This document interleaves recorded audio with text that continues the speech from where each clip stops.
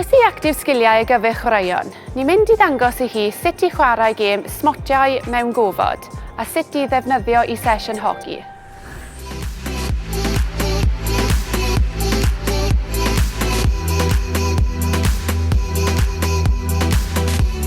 Ar gyfer y gweithgaredd hwn, bydd angen smotiau neu gonau, ffyn hoci a pheli a digon o le i'r plant fydd yn cymryd rhan. Rhowch gonau o'r un lliw mewn sgwar neu betrial, I ffwrdd o waliau neu unrhyw rwystrau. Dyma fydd eich man chwarae. Gallwch hefyd ddefnyddio marciau llinell os oes rai.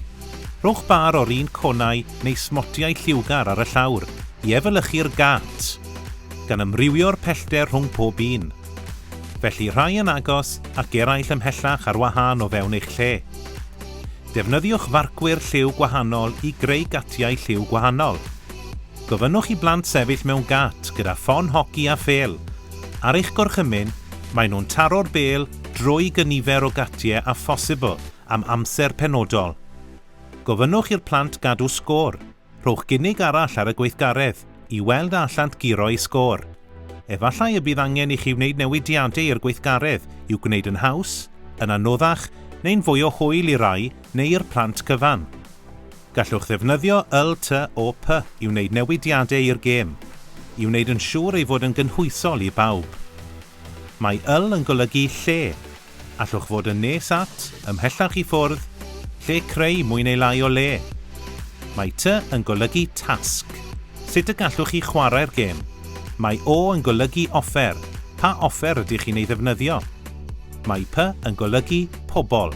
Faint o bobl sy'n cymryd rhan. Dyma chydig o syniadau. Gofynnwch i'r plant taro'r bêl o amgylch un con I newid cyfeiriad, ac yna parhau I symud I gôn gwahanol am amser penodol.